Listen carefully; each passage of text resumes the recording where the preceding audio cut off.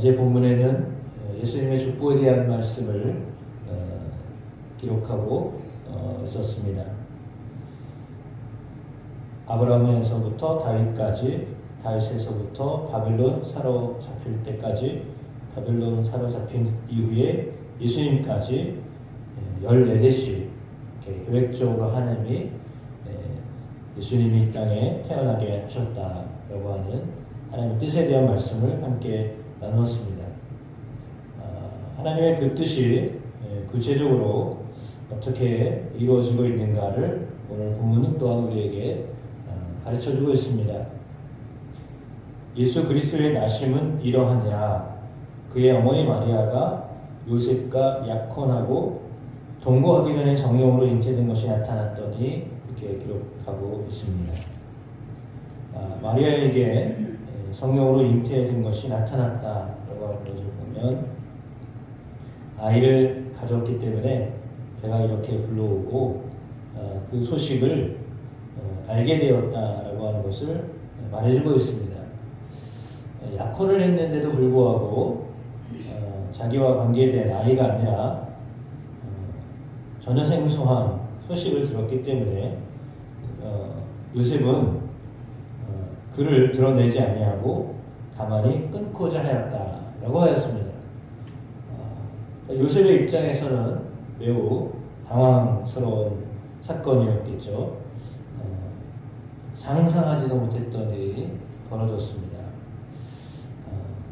더군다나 오늘 본문에 나와 있는 것처럼 의로운 사람이었기 때문에 마리아에게 해가 끼쳐지지 않도록 하기 위하여서 이혼을 준비하고 있었습니다. 생각하고 있었습니다. 가만히 끊고자 하였다라고 하는 말은 이혼을 하려고 했던 것으로 보여집니다. 근데 그런 생각을 할 때에 천사가 나타났습니다. 천사가 요셉을 부르는 요셉의 호칭이 중요한데요. 요셉을 어떻게 불렀습니까? 다윗의 자손 요셉아 이렇게 불렀습니다.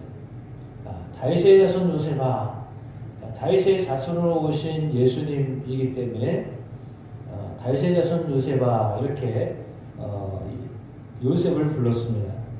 그러면 이 말은 뭐냐면 요셉을 통하여 하나님이 예수 그리스도가 계보를 이어가게 하겠다라고 하는 하나님의 뜻입니다. 그러니까 본인과의 관계에서 나온 건 아니지만 성령이 요셉의 집안을 통하여 역사하실 것을 말씀하고 있다라고 하는 거죠. 그러니까 다윗의 후손인 요셉을 통해 하나님이 하나님의 일을 하고자 하셨다라고 하는 겁니다. 두 가지가 그러면 여기서 이제 충돌이 오죠. 이걸 어떻게 받아들일 것인가라고 하는 것입니다.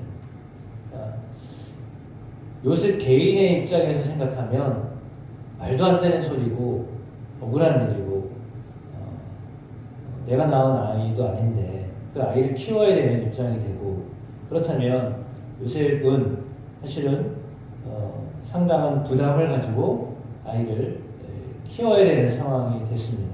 개인적으로 볼 때는 안 키우고 싶습니다. 받아들이고 싶지 않습니다.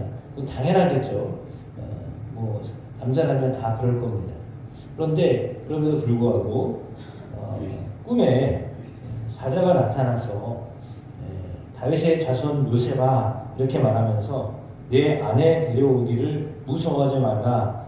그에게 잉태된 자는 성령으로 된 것이다 라고 했습니다. 그러니까 요셉이 자기를 생각하면 사실 끊어야 되는데 도덕적으로 생각할 때 이거는 안 되는 건데 그럼에도 불구하고 도덕적으로는 안 되는 거지만 그러나 하나님이 그에게 나타나셔서 그를 받아들이라고 하시니까 도덕적으로는 말이 안 되는 소리지만 그러나 하나님의 말씀이 우선이 된 거죠. 하나님의 뜻이 우선이 된 겁니다. 그러니까 두 가지가 상충된 거죠. 그러니까 도덕적으로 안 되는 일이 있어요. 이거는 정말 도덕적으로 안 되는 거예요. 이거 법적으로 안 되는 일이에요. 그런데 그럼에도 불구하고 하나님의 뜻이다라고 하셨을 때, 그러면 우리는 사람이 만들어 놓은 것이죠. 그 도덕이라고 하는 것은 사람이 만들어 놓은 거야. 사람이 만들어 놓은 가장 소중하다고 여기는 것이 도덕인데, 그 사람이 만들어 놓은 도덕을 깨야 되느냐, 아니면 하나님의 말씀을 받아들일 것이냐라고 하는 두 가지가 상충됐을 때 우리가 뭘 받아들일 것이냐라고 하는 것이죠. 요셉이 개인적으로 가지고 있을 수밖에 없었던 고민이었습니다. 왜냐하면 마리아를 아내로 그냥 받아들이면 문제는 아무것도 일어나지 않습니다. 마리아도 괜찮고 아기도 괜찮고 본인은 좀 속상하고 힘들고 어렵지만 이걸 평생 가지고 가야 되니까. 그런데 그럼에도 불구하고 그걸 받아들이면 이거는 이제 아기에게는 물론이거니와 마리아에게도 아무 문제가 생기지 않는 그런 결과가 나오는 거죠.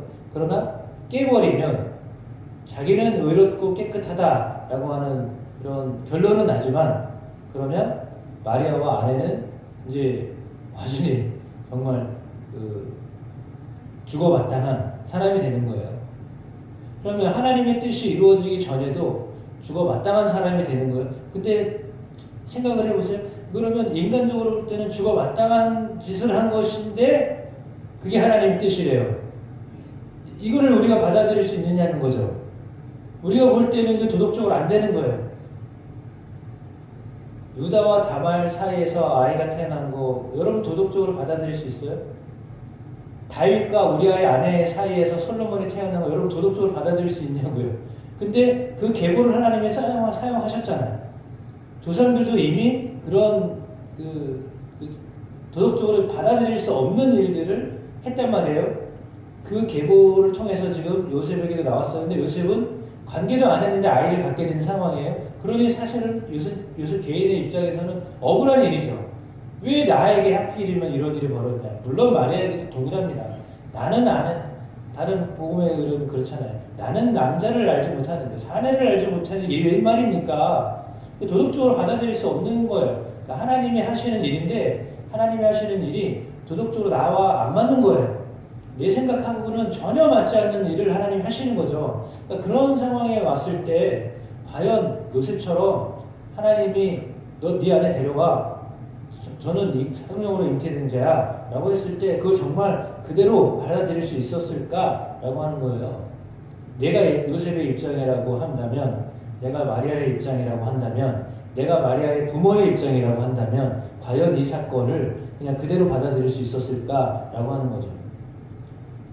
왜 하필이면 그런 일들이 나에게서 일어났냐, 우리 집안에서 일어났냐 라고 그렇게 반문할 수밖에 없는 거잖아요. 그런데 그들은 다 그거를 다 받아들인 거예요. 아, 이게 하나님의 뜻이구나 라고 받아들인 거예요. 그러니까 도덕적으로는 맞지 않은 거예요. 내 상식하고는 맞지 않는 일을 하나님이 하신 거예요, 지금. 근데 그걸 누가 한 거예요? 하나님이 하셨어요. 그러니까 내 도덕과 내 생각과 내 어떤 기준이 있는데 그 기준을 벗어나서 하나님이 지금 역사하고 계신 거거든요. 근데 그때 그거를 내가 어떻게 받아들일 거냐라고 하는 거예요. 우리 나름대로의 기준이 있잖아요. 도덕적인 기준이 있어요.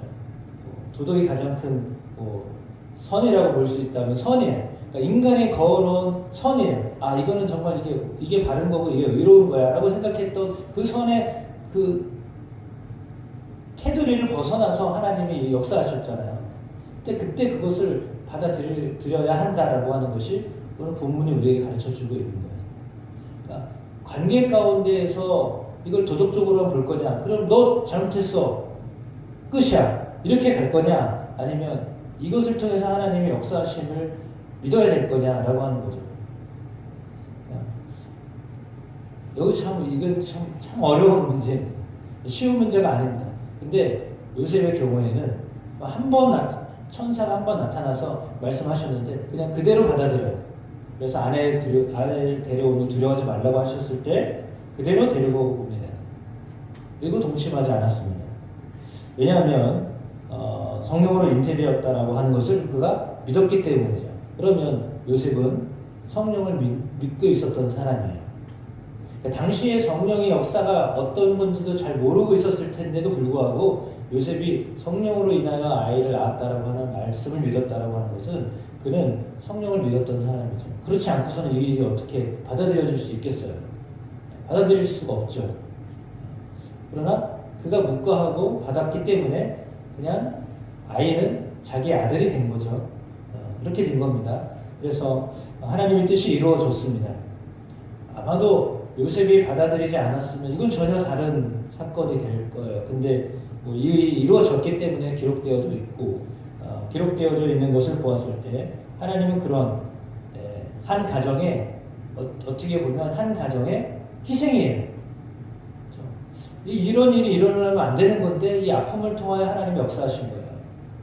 개인의 입장에서 볼 때는 그 가정은 물론 하나님의 일이니까 너무 좋아하고 기뻐해야 되지만 인간적인 생각으로 볼 때는 이거를 기뻐할 만한 일은 아니잖아요. 결코 기뻐할 만한 일이 아니잖아요. 그러나 그럼에도 불구하고 하나님이 하시는 일이다라고 믿었기 때문에 되어진 거죠. 그러니까 우리에게 주어지는 모든 일들이 있어서 이것이 하나님이 하시는 일이다라고 받아들여지면 그러면 사실은 문제가 되지 않아요. 근데 그게 아니라 이거는 왜 나에게 이런 일들이 벌어졌을까라고 질문하기 시작하면 물론 질문해야죠. 그러나 그 질문에 답을 들을 수 없었다면 오늘 요셉의 경우에는 답을 들은 거예요. 그가 왜 이 문제 가지고 고민하지 않았겠습니까? 어떻게 할까? 과연 내가 이 일이 이렇게 됐는데 어떻게 할까라고 했을 때 그는 그 문제를 그냥 떠안기로 한 겁니다. 그래서 그가 자기의 백성을 그들의 주에서 구원을 자의심이라 예수라고 하는 이름을 아주 선명하게 가르쳐 주었고 이 일은 선지자에게 하셨던 말씀을 이루기 위함이다 라고 마태는 그렇게 기록해 놓았습니다. 처녀가 잉태하여 아들을 낳을 것이요 그의 이름은 임마누엘이라 하리라 하셨으니 이를 번역한 즉 하나님이 우리와 함께 계시다 라고 했습니다. 하나님이 우리와 함께 하시는 방법은 상상을 초월합니다. 하나님이 그렇게 역사하시나? 하나님 그렇게 내 기준에 맞게 하나님 역사하시는 게 아니라요. 하나님 우리의 기준의 틀을 벗어나서 역사하시는 분이세요. 그러니까 내 도덕적인 기준으로만 봐서는 하나님이 이루시는 것들을 알 수가 없어요. 오늘 예수님의 탄생이 바로 그것을 우리에게 가르쳐주고 있는 거예요. 그러니까 어떻게 보면 정말 특별한 경우죠. 그렇다고 해서 모든 도덕적으로 어긋난 것을 다 또 받아들이라는 말은 아닙니다. 그러나 그럼에도 불구하고 우리가 그었던 우리가 생각했던 선이라고 하는 도덕을 벗어나서 역사하시는 하나님을 이해할 수는 없어요. 우리는 그걸 어떻게 이해가 돼요? 이해가 안 돼요. 이해가 안 되기 때문에 그냥 받아들이는 방법밖에 없습니다. 그냥 순종하는 것 외에는 방법이 없는 겁니다. 그래서 하나님이 하시는 일에 대하여 순종의 마음이 우리 가운데 있어야 되는데 오늘 그것은 하나님이 우리와 함께 하신다라고 하는 임마누엘의 하나님으로 오늘 요셉의 가정 가운데 임하셨습니다. 물론 이 일은 요셉에게 충격과 참 받아들이기 어려운 것이었지만 그럼에도 불구하고 주의 사자의 분부대로 행하여 그의 아내를 데려왔다라고 하는 이 순종의 모습이 요셉을 통하여 하나님의 뜻이 이루어지게 되었습니다. 하나님의 뜻은 순종을 통하여 완성되는 것입니다. 우리를 향하여 하나님의 뜻이 있습니다. 어제도 말씀드린 것처럼 하나님의 뜻이 예수님을 통하여 이루어지게 하셨고 성령을 통하여 그 일을 이루게 하신 것처럼 오늘 동일하게 마리아에게 임하셨던 성령님, 우리에게 임하시는 성령님을 통하여 하나님은 하나님의 뜻을 이루어 가십니다. 성령이 우리를 통하여 일하실 때 하나님의 뜻이 이루어집니다. 이것은 성령이 역사하시는 것은 우리가 그냥 생각하고 있는 틀 안에서 생각하는 것과 다르게 역사하실 수 있는 하나님을 포괄하는 겁니다. 그러니까 믿음은 그래서 말씀드린 것처럼 믿음은 확장성입니다. 믿음은 자꾸 폭을 넓혀야 믿음이 생겨나는 거지 내 안에서 요렇게 하나님 이 안에서 이렇게 역사하셔야 됩니다 라고 생각하고 그렇게 기도하고 나서 기도의 열매도 그렇게 본다면 그러면 사실은 믿음이 확장되지 못해요. 그러나 뜻하지 않는 또 다른 방법으로 역사하실 하나님을 생각하면서 그 하나님을 향한 마음이 열려지면 하나님이 이루어 가시는 하나님의 그 원대한 뜻을 우리도 조금은 알게 됩니다. 어떻게 다 알겠습니까? 알 수가 없습니다. 사람의 머리로 하나님의 계획을 어떻게 알 수 있습니까? 그 말이 안 되는 소리예요. 하나님의 계획을 내가 어떻게 다 알 수 있겠습니까? 그 원대하신 하나님, 처음부터 계셨던 하나님, 끝이 안 보이는 하나님인데 왔다 가는 인간이 어떻게 그걸 알 수 있겠습니까? 내 이 좁은 머리로 상상해서 그게 될 수 있겠습니까? 안 됩니다. 상상으로도 할 수 없는 일입니다. 그런데도 불구하고 하나님이 그 원대한 하나님의 뜻을 우리를 통하여 성령으로 역사하신다고 하실 때 성령이 우리에게 임하시면 이와 같은 일들이 여러분의 삶에도 일어날 때에 하나님이 성령을 통하여 역사하신다, 우리와 함께 하신다라고 하는 것을 경험하며 살아가는 여러분 되어지기를 주님의 이름으로 축복합니다. 그래서 예수님을 통하여 하나님이 우리와 함께 하시다라고 하는 것을 보여준 거죠. 성령을 통하여 하나님이 우리와 함께 하신다라고 하는 걸 알려준 것처럼 하나님이 지금도 예수 그리스도와 성령을 통하여 우리 가운데 함께 하십니다. 여러분과 함께 하십니다. 여러분의 상황 속에 역사하십니다. 하나님을 의뢰함으로 나아가는 여러분의 삶이 되기를 주의 이름으로 축복합니다.